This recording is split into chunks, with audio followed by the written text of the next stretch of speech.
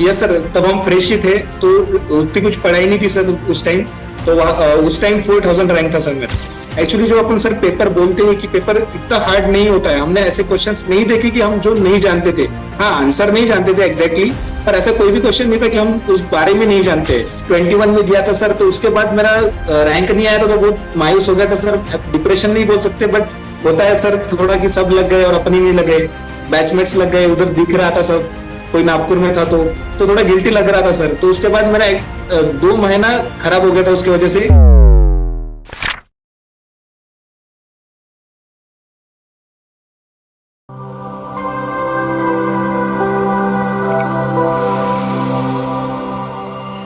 नमस्कार, एक बार फिर से आप सभी का हार्दिक स्वागत, अभिनंदन टीएनसी के इस ऑनलाइन प्लेटफॉर्म में। और आज हमारे साथ एक बहुत ही शानदार टॉप रैंकर्स, और ये जो टॉप रैंकर्स की लगातार सीरीज चल रही है उसमें आपका बहुत बहुत सभी साथियों का हार्दिक स्वागत। आज हम रैंकर से बहुत सारी चीजें जानने वाले हैं, और रैंकर्स महाराष्ट्र से हैं और इनसे बहुत सारी चीजें जानने वाले हैं। तो सबसे पहले तो बहुत बहुत स्वागत और अभिनंदन।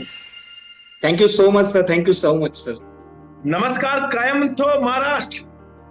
सगळं बढ़िया सर, सगळं मजेत। सगळं बढ़िया, बहुत ही अच्छी बात है। महाराष्ट्र बहुत ही मराठी लैंग्वेज, बहुत ही प्यारी लैंग्वेज है।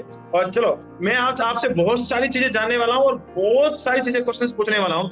कैसे आपने तैयारी की उसके बारे में पूछने वाला हूँ, स्ट्रेटजी पूछने वाला हूँ, कौन सी बुक्स पढ़ा, कितने क्वेश्चंस किए, सारी बातें आज से जानने वाला हूँ। आपके कॉलेज के जितने भी दोस्त हैं वो भी आपसे बहुत सारी चीजें जो जानने के इच्छुक होंगे वो भी इस इंटरव्यू से जानने वाले हैं। तो इस इंटरव्यू की शुरुआत करने वाले हैं आपके अपने इंट्रोडक्शन से। तो सबसे पहले आप बताएं कि आप कौन सी धरती से आते हैं। सर मैं महाराष्ट्र से हूँ, college of nursing GMC Nagpur. Sir पढ़ाई भी महाराष्ट्र नागपुर से ही हुई है, और अभी शायद नागपुर ही मिल जाए। ओके, सर बिल्कुल बस शायद नहीं, 100% मिलेगा। शायद तो है ही नहीं, 100% आपको नागपुर ही मिलेगा। और जिस कॉलेज से आप पास आउट है उस कॉलेज के सारे जितने भी गुरुजन है उनको बिल्कुल सैल्यूट, दिल से सैल्यूट। और बिल्कुल इस कॉलेज ने जो सबसे बड़ा महाराष्ट्र के अंदर जो नाम कमाया है, और हर बार इस कॉलेज के जितने भी विद्यार्थी होते हैं वो टीएनसी के साथ रहते हैं, और बिल्कुल हर बार एक बहुत ही बड़ा कीर्तिमान रचते हैं। तो अब इस बार आपके बैच में से टीएनसी के साथ जुड़ के कितने बच्चे सेलेक्ट हुए हैं? सर 14 से 15 बच्चे सर, और इसके पहले शायद 11 और 12 बच्चे हुए हैं सर, और उसके पहले भी होते आई है, पर मैं जूनियर था तो उतना पता ही नहीं सर। बिल्कुल परंपरा निभाई जा रही है कि इस कॉलेज से, जीएमसी नागपुर से जो जिक्कॉन है, वहां से आपके सारे के सारे बच्चे टीएनसी के साथ जुड़ते हैं और लगातार सफलता पे सफलता ले रहे हैं। बहुत ही अच्छी बात है। वहां के सारे जितने भी गुरुजन हैं उनको बिल्कुल सादर वंदन, और बहुत ही अच्छी बात है। अब हम आपसे जानना चाहते हैं कि आपके पासिंग ईयर कौन सा है? सर 2021 सर, मैंने पहला नॉर्सेट दिया था। यस, 2022 में सिलेक्शंस, एक साल का भी गैप पूरा नहीं हुआ है और उससे पहले आपने सिलेक्शंस दिए। तो 2021 में जब आप पास आउट हुए थे, क्या उस बार भी आपने नॉर्सेट दिया था?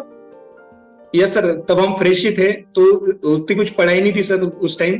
तो उस टाइम 4000 रैंक था सर मेरा। ओके, उस समय इतनी अच्छी पढ़ाई नहीं, और टीएनसी के साथ आपने लगातार उस समय भी तैयारी कर रहे थे। 4000 आपकी रैंक रही। उस समय आपने जस्ट टीएनसी ज्वाइन भी नहीं किया था। मुझे लगता है कि आप मेरे पास फोन आया था लेकिन आपने उस समय ज्वाइन नहीं किया। ओके, उस समय आप पास आउट नहीं हुए, मतलब सिलेक्शंस नहीं हुआ। उसके बाद आपने क्या सोचा कि क्या किया जाए? सर मेरा पहला तो कॉल टीएनसी को गया था कि क्या करे, तो मैंने ज्वाइन करना था मुझे। तो ऐसे ही कॉल किया था मैंने, लेने के लिए नहीं किया था, पर ऐसे ही किया था कि चलो देखते हैं कि क्या बताते हैं सर। तो मैंने कॉल किया था तो बोले थे कि नहीं, आपको कंटिन्यू करना है, आपका इस टाइम 4000 है तो आप देखिए कि आपका अगला रैंक क्या आता है। तो आप टॉप 100 में तो आओगे ही, या टॉप 1000 में तो आओगे ही। तो वही मोटिवेशन मुझे मिला और मैंने टीएनसी के साथ जुड़ता गया, और फिर है आपके सामने रैंक। बिल्कुल। ओके, मैं यहाँ इस समय जानना चाह रहा हूँ कि आप उस समय जब आप मेरे से बात हुई थी, और आज भी मुझे याद है कि आपने बताया था कि सर 2021 में मैं पहले विचार बना रहा था टीएनसी के साथ चलने के लिए, लेकिन मैंने सोचा कि मैं निकाल लूंगा, लेकिन उस समय निकला नहीं। तो अब मुझे टीएनसी के साथ लगातार आगे बढ़ना है और आप मुझे गाइडेंस दे दीजिए। और उसी दिन मैंने आपको बताया था कि टीएनसी का फुल कॉम्बो प्लान ले लीजिए, और उसके साथ आप कंटिन्यूसली आप आगे बढ़ते जाइए। 101% सिलेक्शन होगा, और भगवान की दया से आपने मेरी बात को माना भी और कंटिन्यूसली किया, और बिल्कुल इस बार आपने बहुत ही बड़ा एक रैंक को हासिल किया। ये एक बहुत ही बड़ा होता है कि बहुत सारे बच्चे जरूर गाइडेंस जरूर लेते हैं लेकिन फॉलो नहीं करते, तो आपने फॉलो किया, ये सबसे बड़ी बात है। अब मैं आपसे Thank you, बहुत सारे ऐसे ऐसे क्वेश्चंस पूछूंगा जिसमें एक आपके जो बच्चों के क्वेश्चंस हैं, अमूमन आपके जूनियर्स आपसे जानने चाह रहे हैं, और बहुत सारे बच्चे जो इस बार सफल नहीं हुए वो आपसे जानना चाह रहे हैं। आपने पहला एग्जाम जब आपके फेलियर मिला, तो उसके बाद नेक्स्ट एग्जाम, बहुत सारे बीच में एग्जाम भी आए होंगे, तो उसके बाद नेक्स्ट एग्जाम कौन सा दिया? Sir okay. जब 2021 में दिया था सर, तो उसके बाद मेरा रैंक नहीं आया था, तो बहुत मायूस हो गया था सर। डिप्रेशन नहीं बोल सकते, बट होता है सर थोड़ा कि सब लग गए और अपनी नहीं लगे, बैचमेट्स लग गए, उधर दिख रहा था सब, कोई नागपुर में था, तो थोड़ा गिल्टी लग रहा था सर। तो उसके बाद मेरा 2 महीना खराब हो गया था उसकी वजह से। तो मेरा जूनियर को यही कहना है कि अब जल्दी से जल्दी पढ़ाई शुरू कर दे, कंटिन्यू रहे, और जब तक सिलेक्शन ना हो तब टीएनसी के साथ बरकरार रहे सर। बिल्कुल, बहुत ही अच्छी बात है। उसके बाद कोई आपने जैसे मान लो कि हाँ सफलता नहीं मिली, उसके बाद आपने टीएनसी भी कंटिन्यूअसली आपने कोर्स ज्वाइन कर लिया, लगातार आप पढ़ रहे थे, एग्जाम दे रहे थे, वीडियो एमसीक्यू और फुल कोर्स आपके जो जो टॉपिक्स करने थे वो कर रहे थे। अब मैं ये पूछना चाहूंगा कि यार लगातार ये सारी चीजें चल रही थी, तो पहला उसके बाद कोई एग्जाम आया? नहीं, यस सर, उसके बाद एसजीपीजीआई दिया था, जो 1974 वैकेंसी थी, तो उसमें 216 रैंक है उसमें सर। और जो महाराष्ट्र की डीएमईआर हुई है, तो उसमें भी अच्छा मतलब रिजल्ट आने का है, पर मार्क्स आ गए हैं, तो लगता है कि हो जाएगा करके। तो बस सर यही टीएनसी के साथ में ऊपर। बिल्कुल एक करामात तो होना लगे कि भाई हाँ, इस बार मैंने जो असफलता झेली थी उसको मैंने वापस से सफलता में कन्वर्ट करने का जो स्टार्टिंग जो हो चुका था, और वो टीएनसी के साथ आप लगातार आगे बढ़ रहे थे, तो बहुत ही अच्छी बात है, आप लगातार कंटिन्यूसली आगे बढ़ रहे थे। मैं ये आपसे ये जानना चाह रहा हूँ कि जब आप लगातार जब टीएनसी के साथ आगे बढ़ रहे थे, तो आपको लगा कि इस बार जो नॉर्थ सेट जून में होने वाला है, उसके अंदर भी एक मैं बहुत बड़ा अचीवमेंट ले लूंगा? सर एक्चुअली उसके पहले मैं कुछ बताना चाहूंगा कि मार्केट में आया था कि मतलब जून में एग्जाम होने वाली है, पर सभी वो डिनाइल ऐप ने जो बोला था, जो मोटिवेशन जो टेलीग्राम पे आते थे सर, कि आप बोल रहे थे कि होगा, और हम डिनाइल मोड में थे कि नहीं होगा करके। मैं भी उसमें था डिनाइल मोड में। तो पर आपने बताया था, तो उसके बाद हम ठीक है सीरियस हो गए थे और पढ़ना चालू कर दिए थे सर 1 महीने पहले। तो शायद मुझे लग रहा है कि वही एज मिल गई 1 महीना कि सब डिनाइल मोड में थे और अपन पढ़ाई कर रहे थे सर। बिल्कुल, बहुत ही सही बात बोला। उस समय एक माहौल ऐसा था कि टीएनसी इस समय कंटिन्यूसली चल रही थी, टीएनसी के पास पहले से ही न्यूज थी कि भैया इस बार जून में ही एग्जाम होना है। और मैंने जून से पहले जब ये जो प्लान शुरू होता है मार्च अप्रैल का, उस समय मैंने बता दिया था कि भैया जून में होगा, और इवन मैंने यूट्यूब के ऊपर वीडियो डाल के बोल दिया था कि भैया ऐसा ही होने वाला है। लेकिन सारी कोचिंग वाले, सारे बच्चे और सब लोग मेरे अगेंस्ट में थे कि यार ये अपोजिशन में मैं अकेला, पूरी टीएनसी की टीम जो एक साइड में और बाकी पूरा अपोजिशन खड़ा था कि ऐसा हो ही नहीं सकता, ऐसा कुछ होगा ही नहीं। लेकिन कुछ दिनों बाद जब नोटिफिकेशंस आया, तो एक बहुत बड़ा एक चमत्कार हुआ कि हाँ, टीएनसी बिल्कुल सत्य बोलती है और टीएनसी हमेशा से एक परफेक्ट न्यूज के साथ चलती है। तो ये बहुत ही अच्छी बात है, वो आपको बेनिफिट मिला कि आपने मेरी बात उस समय भी मानी कि सर बोल रहे हैं तो सही बोल रहे होंगे, पढ़ लिया जाए। बहुत ही अच्छी बात है। जब आप रोजाना एग्जाम दे रहे थे, रोजाना आप वीडियो एमसीक्यू कंटिन्यूसली कर रहे थे, तो क्या चीज टीएनसी के साथ आप जो रोजाना प्रैक्टिस हो रही थी, वो उसके अलावा भी कुछ और चीज कर रहे थे, या वही सिर्फ ओनली ऑन प्रैक्टिस हो रही थी? सर फिलहाल तो पढ़ाई एक बार कुछ देरी होने के बाद सर सिर्फ मैंने तो जैसे मतलब विश्वास किया तो वो टीएनसी की टेस्ट सीरीज पे, क्योंकि मैं अदर तो देता ही नहीं था कोई, पर टीएनसी पे पूरा भरोसा किया था। और जो मेरा पेपर का टाइम होता था और सुबह देता था, और एनालिसिस करके शाम तक तो आपकी रैंक आ जाती थी, तो 1-2 बजे तक तो आपकी रैंक आती थी, तो हम वेट करते थे कब रैंक आए। ऐसे नहीं कि मैं पूरे बैचमेट ही थे मेरे, अगर हम डिस्कस करते थे रोज की आज कितना रैंक आया, तेरा कितना आया, मेरा कितना आया, कैसे चल रहा है पढ़ाई, तो वो थोड़ा मोटिवेशन रहा कि बिल्कुल बिल्कुल, बहुत अच्छी बात है। और कई बार ऐसा होता था कि 11:30 का टाइम होता, तो कभी कभी 1 बजे 2 बजे भी जाता है, क्योंकि बहुत सारी बिजी लाइफ रहती है, बहुत सारी चीजें हैंडल करनी पड़ती है, बहुत सारे कॉल आते हैं, बहुत सारे मैसेजेस आते हैं, तो उसमें बिजी चलते हैं। फिर रात को थोड़ा सा फैमिली टाइम भी होता है, खाना खाना भी होता है, सारी चीजें, तो लेट हो जाता है 1 से 2 बजे। तो कभी कभी ऐसा नहीं लगा कि यार ये टीएनसी वाले रात भर जागते रहते हैं? मैंने आपको मैसेज किया था सर सुबह 4 बजे, तो आपने कुछ बोला था कि नहीं, फिर अपने टेलीग्राम पे कुछ डाला था कि नहीं बस जागना पड़ता है पढ़ाई, तो वो मोटिवेशन देता था कि सर सब कुछ होके भी सर इतना कर ले बच्चों के लिए, तो सर ग्रेट है सर। बिल्कुल बिल्कुल बिल्कुल सर, इतने जाग रहे हैं तो बच्चे को तो जागना बिल्कुल बनता ही बनता है, और कंटिन्यूटी के साथ चलना पड़ता है। मैं अब आपसे बहुत सारी स्ट्रेटजी और जानना चाह रहा हूँ आप 2021 के पास आउट और 2022 ज्यादा लंबा संघर्ष नहीं, सिर्फ 2 एग्जाम का संघर्ष है। बहुत ही बड़ी बात है कि इतने कम समय में भी सिलेक्शन है, लेकिन हो सकता है वो आपके लिए बहुत ही लंबा समय लगा हो, क्योंकि दोस्त लग जाते हैं तो आपको थोड़ा लंबा लगा हो। Yes sir. इसके लिए आपकी क्या स्पेशल स्ट्रेटजी रही है कि आप कैसे कैसे इसको क्लियर किए? हाँ सर, एक्चुअली प्रॉब्लम हो ऐसा होता है कि बच्चे जो थ्योरी कर रहे होते हैं, अपना स्ट्रेटेजी चेंज नहीं करोगे तो रिजल्ट चेंज, मुझे नहीं लगता कि रिजल्ट चेंज होने वाला है। तो आप पढ़ने से पहले आपका यदि एक बार नहीं होता है तो आपको स्ट्रेटेजी चेंज करना ही करना है। और इस बार ने नॉसेट ने पूरा उसका शेड्यूल ही चेंज किया है, तो हमें तो हाँ स्ट्रेटेजी चेंज की तो अपने को करना ही पड़ेगा सर। तो इसलिए कुछ एनक्लेक्स के क्वेश्चंस वगैरह निकाल दे सर। और आपकी जो टेस्ट सीरीज थी, जो हमने मतलब मैंने जो पढ़ाई की है, तो मैं जो इजी क्वेश्चंस होते हैं, मॉडरेट और जो हार्ड क्वेश्चंस होते हैं, तो हार्ड वाले थोड़ा सा कई मिस्टेक्स बुक्स में लिख लिया, या हार्ड वाले क्वेश्चंस को थोड़ा ज्यादा फोकस देता था सर। तो उसके वजह से एनक्लेक्स के सारे क्वेश्चन नहीं हो पाए, पर टीएनसी के मैक्सिमम करके तो मेरा एनक्लेक्स आपने टीएनसी के सारे क्वेश्चन कर दिए, तो फिर एनक्लेक्स करने की जरूरत ही नहीं रहती है, क्योंकि टीएनसी पूरे क्वेश्चन को कवर कर जाती है। कई बार ऐसे क्वेश्चन मिले हैं कि यार ये क्वेश्चन ऐसा नहीं लगता था कि टीएनसी क्वेश्चन लाती कहां से? सर एक्चुअली मेरा पहला जो रैंक आया था जो टीएनसी में, तो आया था कुछ 3,500 वगैरह रैंक आया था सर।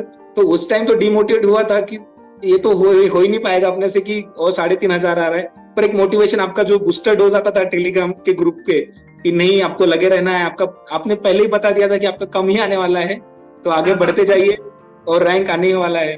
तो श्योर जो आपने जैसे बोला वैसे ही हुआ सर। बहुत ही अच्छी बात है और बहुत ही शानदार बात बताइए कंटिन्यूसली। अब मैं थोड़ा सा एक क्वेश्चन और भी पूछना चाहता हूँ कि जो एग्जाम हॉल में जब आप अपियर होने जा रहे थे और उस समय कोई 1 महीने पहले की एंजाइटी कि यार होगा कि नहीं, इस बार भी होगा या नहीं होगा, तो 1 महीने पहले का जो एक्सपीरियंस है वो जरूर शेयर करें। सर एग्जाम गए थे सर, हम 3 जन गए थे अश्विनी हिल में, मैं नाम लेना चाहूंगा, अश्विनी हिल में इख्तियाज अहमद और हम साथ थे। तो जो तीनों भी है, तो मतलब इख्तियाज और मैंने तो डिस्कस किया था कि ठीक है आराम से देंगे, मेरे बाजू में ही बैठा था 2 बच्चे छोड़ के, तो हमने डिस्कस किया था आराम से छुड़ाएंगे, इतना छुड़ाएंगे, पूरा प्लानिंग से गए थे। पर पेपर हार्ड आया तो थोड़ा एंजाइटी हुआ। हमने एक में की तरफ देखा कि ठीक है चलो करेंगे, टीएनसी का जैसा पेपर है, एक जो हार्ड आता था अपना वैसा पेपर है, कर देंगे। तो हमको पता था कि ठीक है कम जाने वाला है, तो हमने सर बस एंजाइटी भी हुई थी सर, थोड़ी एंजाइटी हुई थी। ओके, एक चीज मैं ये जानना चाहता हूँ कि जो तीनों साथी थे, तीनों टीएनसी के साथ चल रहे थे और तीनों का सिलेक्शन हुआ है? Yes sir. ओके, बहुत ही अच्छी बात है। तीनों के तीनों साथी एक ही साथ जाते हैं, तीनों टीएनसी के साथ तैयारी करते हैं और तीनों के तीनों सिलेक्शन होते हैं। तो ये तो बहुत सारे बच्चे सोच रहे होंगे कि क्या यार पेपर इनके पास पहले तो नहीं आ गया? No sir. ओके, लेकिन टीएनसी ने आपको पहले ही करवा दिया था, ये तो पक्का साबित हो गया है। बहुत ही अच्छी बात है और बहुत ही शानदार बात। मैं आपसे एक चीज जानना चाह रहा हूँ, एग्जाम हॉल से जब आप बाहर निकले तो तीनों दोस्त वापस भी मिले होंगे, तीनों दोस्त मिलके डिस्कशन शुरू हुआ होगा, तो उस डिस्कशन में ये चीज आई होगी कि यार पेपर हार्ड आ गया है, तो यार उस समय आपको भी लगा था कि यार माहौल जो बना था कि हार्ड है, तो उस समय आप पे क्या जो चल रहा था मन में? सर बस पेपर होने के बाद हमारी दोस्त की रूम है, वहां पे मीटिंग बैठी थी कि पेपर कैसे गया, तो उसमें से निष्कर्ष ये आया कि पेपर हार्ड है, तो हमने सबने बोल दिया कि पेपर हार्ड है। बट सर जब हम हार्ड क्वेश्चंस डिस्कस कर रहे थे तो कुछ आंसर्स सही आ रहे थे, तो ऐसे लग रहा था कि हो जाएगा, पर रैंक कितना है तो वो नहीं समझ रहा था सर। बिल्कुल ये सिलेक्शन हो जाएगा यहाँ तक तो आपने कंफर्मेटली ली थी कि हाँ ठीक है, लेकिन इतना बड़ा अचीवमेंट मिल जाएगा वो आपको भी नहीं पता था और इस बार आपने हासिल भी कर लिया। एक बहुत ही बड़ा अचीवमेंट और बहुत ही बड़ा एक कहे तो ये इतने टफेस्ट एग्जाम के अंदर आपने सिलेक्ट किया। बहुत सारे बच्चे आपसे जानने चाह रहे हैं कि टॉपर्स ने कितने क्वेश्चन अटेम्प्ट किए? सर 183 सॉल्व किए थे सर। ओके, 183 क्वेश्चंस अटेम्प्ट किए थे, माइनस कितने हो गए? सर माइनस तो बहुत ज्यादा हुए। आई थिंक 54 या 55 ऐसा रॉन्ग हुए सर। पर फिर भी बहुत ही अच्छी बात है, फिर भी अच्छी रैंक के साथ आप आगे कंटिन्यूसली चल रहे हैं और लगातार एक कंटिन्यूटी बनाए रखें। मैं आपसे एक सवाल लास्ट में बहुत ही इंपॉर्टेंट क्वेश्चन पूछना चाहता हूँ कि जो बच्चे बोलते हैं कि यार ऐसे इस तरीके से करना चाहिए, उस तरीके से करना चाहिए, लेकिन मैं टॉपर से जानना चाहता हूँ कि टॉपर से एक ऐसा की पॉइंट, और टॉपर से एक की पॉइंट से पहले मुझे एक चीज और याद आ गई, मैं उसको भी पूछना चाहता हूँ। टीएनसी ने आपको पहले ही बता दिया था क्या कि यार आप रैंकर्स बनने वाले हैं? सर वो तो बता ही दिया था सब, मतलब हम जो तीनों ही थे उनको भी बता दिया था कि आप रैंकर्स बनने वाले हो, और स्पेशली बताया था कि मतलब नेगेटिव कंट्रोल करो। आपने नेगेटिव कंट्रोल करो करो बोला, फिर भी हमने किया नहीं। पर ठीक है, हमारे जो राइट आंसर से वो ज्यादा है, पर स्कोर कार्ड पहले ही आ गया था और उन्होंने बता दिया था कि आप रैंकर्स होने वाले हो, तो आराम से जाइए और एंजाइटी मतलब कम एंजाइटी रहे, नेगेटिव कंट्रोल करिए। ओके, जो स्कोर कार्ड आपके पास पहले आया था वो कितने दिन तक पहले आ गया था? एक दो हफ्ते पहले सर, एक हफ्ते पहले। 1 हफ्ते से 2 हफ्ते पे बीच पहले, आपको कंफर्म याद नहीं है, लेकिन 2 हफ्ते पहले से टीएनसी याद स्टार्ट कर देती, लेकिन आपके पास Yes, 1 हफ्ते sir. पहले पहुंच गया होगा। उस रिपोर्ट कार्ड के अंदर क्या था? सर उसमें था कि आप नेगेटिव कंट्रोल करिए, और आप जो नेगेटिव के साथ मतलब क्वेश्चंस हार्ड होगा तो छोड़ दीजिए। ये स्ट्रेटेजी थी जो टीएनसी की, मतलब मुझे ओके, उसमें टीएनसी की स्ट्रेटजी थी, और उसमें साथ में आपको कलर कोडिंग दिया गया था, और रेड, येलो Yes, और sir. ग्रीन कलर कोडिंग मिली थी। और मुझे याद है, आज भी मैंने आपका वही रिपोर्ट कार्ड वापस से देखा था, तो सबसे ज्यादा ग्रीन कोडिंग हर एग्जाम के अंदर आपको मिली थी कि भैया ये ग्रीन सिग्नल है, बिल्कुल अब की बार तो बेड़ा पार लगने ही वाला है। तो बहुत ही अच्छी बात है। लास्ट में मेरा एक इंपॉर्टेंट सवाल आपसे है, और बहुत ही इंपॉर्टेंट सवाल आपके लिए, क्योंकि इस सजेशन से बहुत सारे बच्चों का भविष्य बनने वाला है। तो आप मुझे बताएं कि ऐसा क्या की पॉइंट देना चाहेंगे उन बच्चों को या आपके जूनियर्स को, या ऐसा क्या रामबाण देना चाहेंगे जिससे वो एक बहुत ही बड़ा सिलेक्शन ले? सर मुझे कहना चाहता हूँ कि आप जल्दी से, मेरे जूनियर हो या सीनियर्स हो, मैं उनको यही कहना चाहता हूँ कि आप जल्दी से जल्दी टीएनसी बैच के साथ जुड़िए। एक्चुअली जो अपन सर पेपर बोलते हैं कि पेपर इतना हार्ड नहीं होता है, हमने ऐसे क्वेश्चंस नहीं देखे कि हम जो नहीं जानते थे, हाँ आंसर नहीं जानते थे एग्जैक्टली, पर ऐसा कोई भी क्वेश्चन नहीं था कि हम उस बारे में नहीं जानते। तो मुझे यही कहना है कि टीएनसी और वीडियो बैच मैं ज्यादा ये करना चाहूंगा, क्योंकि हम एनालिसिस नहीं करते या उनका रैशनल नहीं पता होता है, इसकी वजह से हम जाते हैं। हम एक बार गलती करते हैं तो बार बार वही गलती करते रहते हैं। तो मैं तो वीडियो बैच प्रेफर करना चाहूंगा सर, और बताना भी चाहूंगा कि लीजिए, अब बड़ा बेनिफिशियल होगा, और एनालिसिस कीजिए।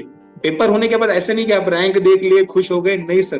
पेपर जो हार्ड क्वेश्चंस होते हैं मिस्टेक बुक में, वो तो लिखना ही चाहिए, पर आप 2 घंटे पेपर देते हो तो 2 घंटे एनालिसिस बनता ही है सर। ओके, बहुत ही अच्छी बात बताई और बहुत ही शानदार बात आपने बताई है। और यही सजेशंस में आपसे, अगर मैं आपकी लैंग्वेज मराठा के अंदर बोलना चाहूंगा कि आप मराठी लैंग्वेज के अंदर सारे महाराष्ट्र के बच्चों को ये वाला एक बार तो संदेश आपने हिंदी में दिया है, वही मराठी लैंग्वेज के अंदर दें। सर आपला आमचा प्रगतीचं महाराष्ट्र आहे, तर मला वाटतं की महाराष्ट्रात नर्सिंग खूप मोठं होईल, आणि महाराष्ट्रात जो पहिल्या याच्या वेळेस रँकर आलेला आहे, तर खूप सारे रँकर आले आहे यावेळेस। तर मी माझ्या ज्युनियरसाठी तेच सांगेल की लागून राहा, 1 वर्ष आपल्याला सक्सेस नाही भेटला तरी काही होणार नाही, तुम्ही लागून राहा, करत राहा, 1 नाही 2 नाही, उद्या तुमचाच आहे। आता आम्ही निघालो, आता तुम्हीच आहे, तर तुम्ही टीएनसी सोबत राहा आणि अभ्यास करत राहा बस, आणि फॉलो करा बस।